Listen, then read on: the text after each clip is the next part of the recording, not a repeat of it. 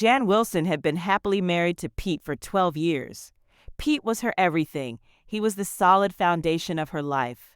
Their sex life had become very predictable and somewhat boring after Stephanie, their only child, had been born 3 years ago, but she loved him unconditionally.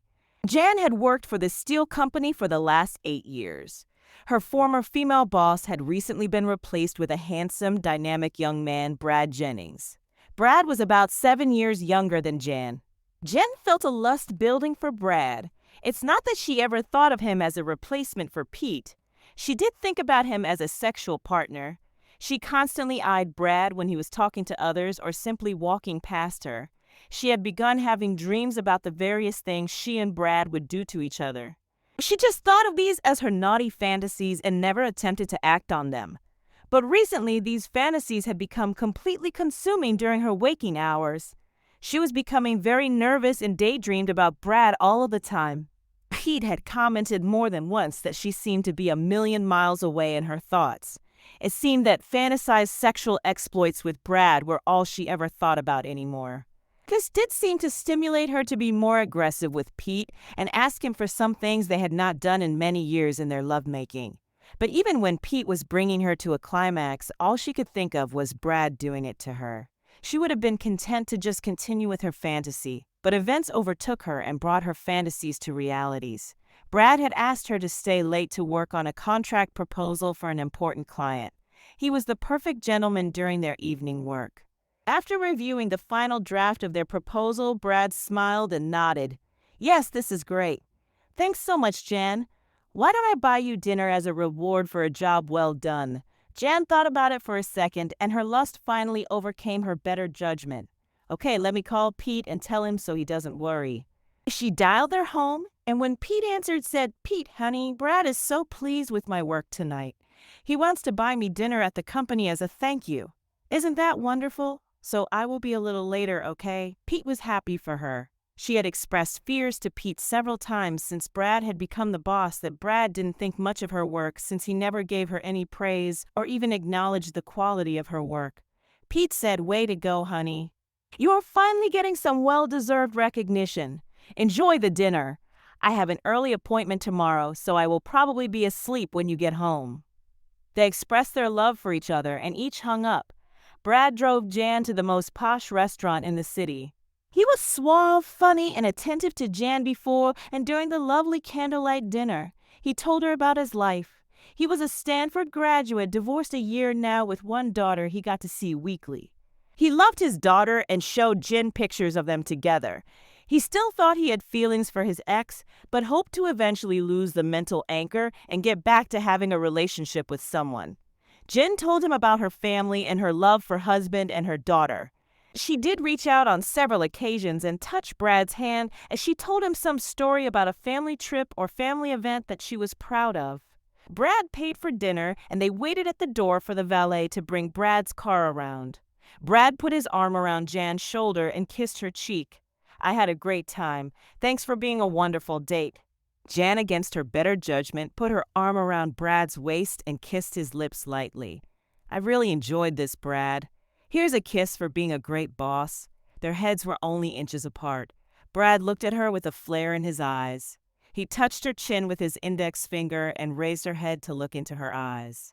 He brought his lips to hers, and the two embraced tightly as they kissed. Brad's car arrived, and Brad moved slowly to the car with his employee clutching tightly to him. He placed her in the car and without a word drove them to his apartment. Jan had intermittent thoughts about what she was doing was wrong, but the lust drove rational thoughts from her mind. They immediately fell into Brad's king-size bed and explored each other's bodies for several hours. He did things to her that Pete had never done. It was well after 1 a.m. when they laid exhausted together. Jan looked at the clock and said, "Brad, I have to get home. I really should not have done this, but you have been a fantasy of mine ever since you became my boss." Brad nodded his head and said, "I have wanted you since the day I started. I was almost scared to talk to you because I was afraid you would see me lusting for you." "Jan, can we do this again?" "Yes, Brad, we can do it whenever we get a chance. But understand I don't love you. I just want to have sex with you. I love my family and will do nothing to compromise that relationship. But I will do things with you that I never would imagine doing with my husband." They then stood and moved to the shower, cleaned the evidence of sex from their bodies. Dressing quickly, Brad drove her back to her car at the office. They French kissed in the car for several minutes, and then Jen broke away. Enough for now. I have to get home before Pete becomes suspicious. Jen arrived home to find Pete sound asleep. She looked at her husband lying in the bed and thought, I do love you. This is just a fling. I'm sure I will tire of Brad in a short while. You will never ever know, and we will live as husband and wife until our dying days. From that evening for the next 6 weeks, Brad and Jan met at various motels, at Brad's apartment, in Brad's office, and even once in Jan's living room. They were animals in heat. Brad admitted he needed sexual release after more than a year of no sex following his divorce. Jan admitted she needed some wild and kinkier sex to spice up her life. She was even becoming more suggestive to Pete about trying some new things.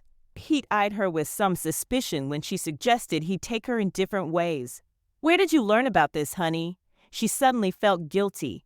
She dropped down and turned around to Pete. Oh dear, I have been reading too many sex novels lately.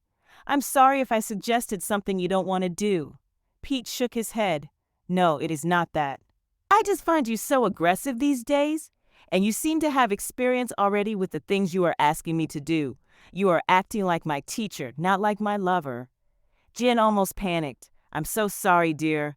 I just thought we could try some new things. I promise to stop reading the books that are giving me these ideas. P just smiled and hugged her. You can read what you want. Just give me time to adjust to trying this new stuff, okay? Jen went to work the next day, walked in Brad's office and closed the door and told Brad they would have to cool it. Cool it for a while, at least. Her husband was getting a little suspicious of her new knowledge of sexual positions and actions. She was also feeling a little guilty about becoming her husband's sex teacher. Jan, you really should tell Pete that we are having sex. Not as lovers, but as friends with benefits, as they say today. It would certainly relieve you of the guilt you seem to feel and make our relationship open and above board. Pete would just have to understand that you are just getting an itch scratched and that it means nothing to either of us. It would also explain how you are finding out and getting experience with these new sex acts. Jan moaned as Brad continued his massage. Brad went on. Are you telling me your sex life at home is not a million times better since we started doing each other? Jan had to admit that her sex life with Pete was now bordering on fantastic. She leaned forward and tongued Brad with a deep kiss. God, I don't want to stop this yet. You do make me hot and horny. After this, she thought for several days about telling Pete about Brad. It was becoming more difficult to hide her liaisons with Brad. Pete would be crushed if he found out about Brad through some careless action or remark from her. Jan discussed this with Brad twice more as they rutted with each other at Brad's apartment. I think I do need to tell Pete about us. He would be crushed if he found out about us through some stupid accidental event. I think I can make him understand that this is just a fling, and when it is over things will be just like they were, except we will have a much better sex life. Brad nodded. Yes, I think you should. I don't want to be the cause of you breaking up or anything like that. I do like Pete, and I know he loves you a lot. It would hurt him if he found out about our escapades. A hurt so deep he might do something stupid. You have to tell him in a way that will lessen the pain and make him see the long-term outcome. I will do it tonight. He will understand. Jan replied. Pete had arrived home from work before Jan and just finished showering. He was going to take her out to dinner tonight with their daughter. He loved these family evenings together. These two women were his whole life. As he opened the shower glass door, he saw a small drop of water that seemed to be inside the glass. Apparently, the door had 2 panes of glass, and somehow the water had made its way between the panes. It was just that eye level, so it was hard to miss the little bubble of water. Pete thought to himself, well, I guess I better have that door fixed. Water should not be getting inside it, so we can either take the door apart and rebuild it or just junk it and get another one. Pete toweled off and began dressing. He was pulling on his trousers when Jen walked in. Hi, honey. She said, hi yourself. You better get ready for dinner. You were running a little late, Pete replied. Pete had no way of knowing that Jen had stopped by Brad's on the way home and now had his juices running down her thigh. This was the first time she had actually brought signs of Brad home with her, but she had needed fortification that what she was going to tell Pete tonight was the right thing to do. Brad had screwed her, and then they had talked through what Jan would say to Pete. Jan turned the shower on and closed the shower door. Pete took that opportunity to tell her about the problem with the door and drop of water. He told her that the door would either have to be rebuilt or replaced. She began to slowly undress, and when she got to her panties and bra, Pete sucked in his breath. Off. Jan, what? What is that on your thigh? It looks like semen, Pete asked nervously. It is, my darling, but let me explain, okay? It is not what you think. Jan began. You see, Brad and I have Pete cut her off. What do you mean it is not what it looks like? It is another man's semen dribbling from your snatch. It's your boss's sperm. You are cheating on me. Pete grabbed his head with both hands and dropped to the edge of the bed. Jan walked over and sat on the edge with Pete. She put her arm around him. Pete, yes, I am having sex with Brad. In fact, it is great sex, but it means nothing. I only love you. Sex with Brad is just that, sex. We are just two friends with benefits. It means nothing and doesn't change anything between you and me. Jen felt good about the way she was ensuring Pete the affair meant nothing. Pete jumped up. Don't you touch me. You dare to have an affair, cheat on me, and then bring the other man's juices into our bedroom? Get out of my sight. Just get out. No, Pete, this is my house too. There is no need for anyone to leave anyone. As I said, this is just a fling that I am sure will end in a few months. I wanted to tell you before you found out some other way and got hurt. This way we can put it in the correct perspective, and you will know it means nothing to our relationship. Pete just stared at her. It means nothing to our relationship. What relationship? You are such a 304 that you have another man's juices running down your leg, and you see nothing wrong with that. When did you lose your morals? When did you lose your values? And when did you decide that our marriage vows meant nothing to you? Pete grabbed an overnight bag from the closet and began throwing shaving gear, underwear, and a fresh work shirt in it. Well, my dear, if you will not leave, I will. I cannot live with a stranger, and you are a stranger. You are not the woman I married. I don't know who you are. I will leave word where I will be in a day or so. But for right now, stay out of my sight. Jen tried to stop Pete. Honey, we can work this out. Please, let's talk. Pete roughly pushed her, and she fell against the wall, hurting her shoulder. He had caused her physical pain. This was not the Pete she loved. She slapped his face with her open hand. Pete stopped and blinked at her. You slapped me. You tell me you were cheating on you, and now you slap me. Who the hell are you? Pete, it is me. I was just stunned by your reaction. You never lifted your hand against me in all of our married life. I just responded. I am sorry. It was wrong to do. Are you apologizing for slapping me or cheating on me? Pete said in a level tone. My thing with Brad is not cheating. There is no love, it is just lust. And you are benefiting from it. Hasn't our sex life been great since I started screwing Brad? Have you wanted for anything? Have I been less than the wife you married? What have you lost from my little games with Brad? What have I lost? I lost ever trusting you again. I lost my best friend and my lover. I've lost more than you can imagine. Don't you see that? No, I don't. Suddenly, Jen brightened. Look, I know how to put this. Remember that water bubble in the shower door you just told me about? Well, what I have done, and will continue to do until I get it out of my system, is no more than that water drop in the shower door. Jen went to one. Does it affect the usefulness or integrity of the door? No. When that water bubble evaporates, there is no indication it was even there. The glass is still pristine, and the bathroom floor is still dry. That is the impact of my fling with Brad, just a water bubble in the door. When it is gone, nothing has changed and nothing is damaged. Pete thought for a moment. Jen, I do love you and always will. But I cannot accept that your fling is not damaging our relationship. For right now, I will leave. You do what you think best. Just remember, as I said about the shower door, the water bubble will result in either the door being repaired or replaced. It is the same with our marriage. So make up your mind. With that, Pete left the house. Little did Jan know that it would be the last time they would be in the house together. Jen called Brad and told him what had just happened. Brad suggested she come back to his place, but Jan begged off, saying she needed a little time on her own. Jan still thought Pete had overreacted and would soon come to his senses. Their marriage was great and could overcome this little indiscretion on Jan's part. Jan fell asleep dreaming of another sex bout with Brad. Brad was very sympathetic to Jan's home crisis. But he also wanted to continue to be with Jan, as she was now his sexual relief. She was good at what she did. Screw Pete, thought Brad. Brad now had her and could use her as he saw fit for his needs. If Pete came to his senses, fine. If not, Brad would use her until he tired of her. Brad was used to vacation cruises. He had been looking at a brochure for the Eastern Caribbean. It was a 2-week cruise hitting over a dozen ports. Since it was now winter and cold, 2 weeks in the Caribbean sounded great. Jane still wasn't staying all night with Brad. She would come to this place for a few hours and then go home. She was hoping that Pete would either call or stop by to discuss their problems. But Pete said he would not return home as long as Jan continued her affair with Brad. Brad had come to Jan's house in an attempt to get to spend the night with her. Jan had sent her daughter to stay with a girlfriend for the evening. As they had nestled into Pete's marital bed, the phone had rung. It was Pete. He was livid when he found out that Brad was there. Jan also became hysterical when it dawned on her that she was about to have sex with Brad in what should have been Pete's sole territory. Jan had asked Brad to leave, and she would see him the next day at the office. At work, Brad said to Jan, "Sweetheart, I have wonderful news.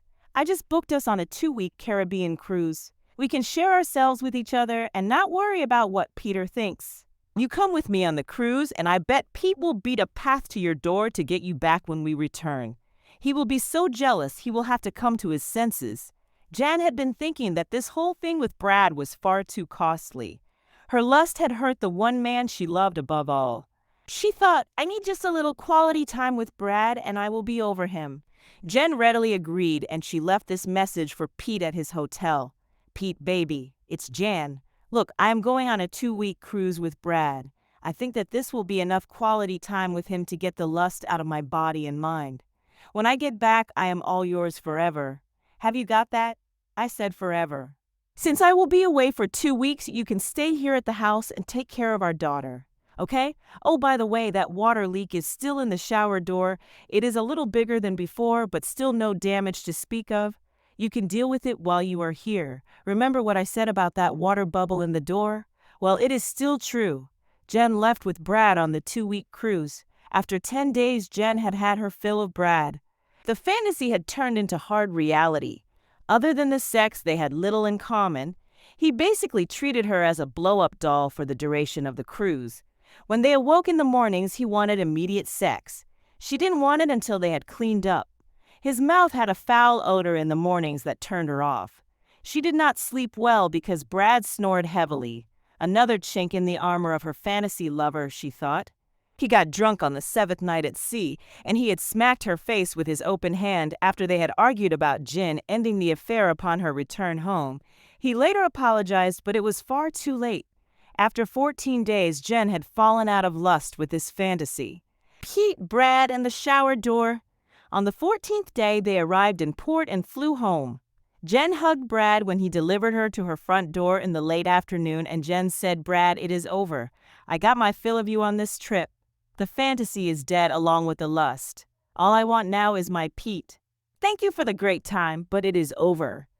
Brad looked at her and said, "It is over when I say it's over. You either will do me tonight in your bed or you will not have a job tomorrow." Jen stood her ground. "I am opening this door and calling Pete. I am telling him I am sorry for the way I have been acting, and if you are still here after that, I hope he beats some sense in you. I know he can because he is much more manly than you are.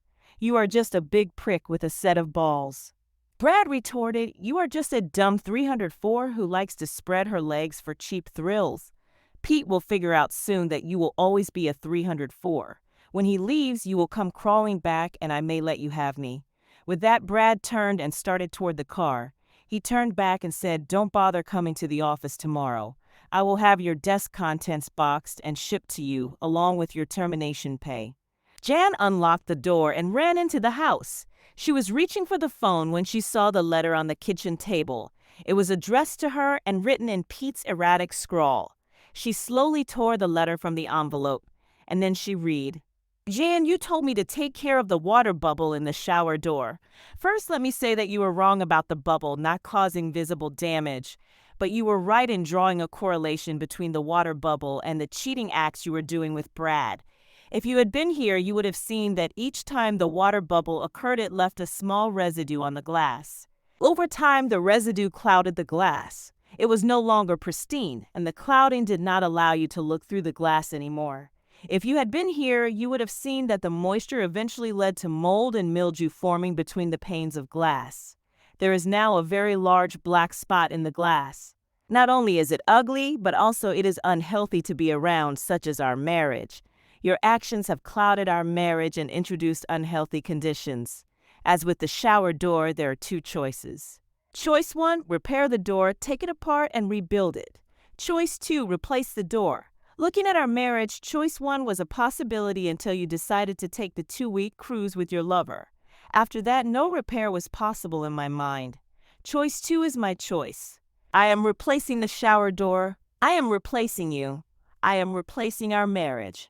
If you had not gone on your love cruise, you would have found your daughter and I waiting to try to repair the marriage. But after introducing the mold and mildew caused by your continued cheating on the cruise, the only option is to replace everything. Your actions are not only unhealthy, but are actually toxic to my love for you. You have killed my feelings for you. Stephanie and I left on the 3rd day of your cruise. We are now living in a place that will be hard for you to find us. You will be receiving divorce papers from my attorney on the day your cruise is over. The grounds are adultery. The cabin steward on the ship has been deposed, as have the people in Brad's apartment building about your antics. Also, the desk clerks at the various hotels you use for your early liaisons have provided testimony as to your adultery. I even have an audio tape of you talking to me on the phone in your futile attempts at convincing me that your actions were just sex. I have reported Brad to his boss for using his position to have sex with you. He will be fired for cause upon his return to the office. His company is offering me a settlement to make the whole thing go away. I have no doubt that Brad will try to coerce you for continued sex. I believe he will eventually fire you if you don't give him what he wants and expects from you. If he is fired, he cannot hold any control over you at work or your private life. So hopefully you can keep your job, although the staff will probably know what is going on. I hope you are thick-skinned because your job will be your only source of income. You were right. The water bubble is an exact representation of your actions and their results. If I were you, I would look at the shower door and see if you can ever find Jan I married. You can have the house if you can pay for the mortgage. I have signed my part of the house over to you. Now you can bring your friends with benefits into what was our home with no guilt. I took half the furniture so Stephanie and I can make a home for us. You can talk to Stephanie after we get settled, but I must insist that she never come to the house when you have men around. You're not a very good role model for her. Your soon-to-be ex-husband, Pete. Jan dropped the letter and fell on her knees to the floor. She had let sexual lust override the sensible side of her brain. She had lost her wonderful marriage and her best friend because of her animal responses to her lust for Brad. She now had nothing but an empty house with a shower door containing a water bubble with mold and mildew. It is a big dark black spot in the glass door that grows larger each day. She knew she would never repair the shower door because she needed it as a reminder of how wrong she had been.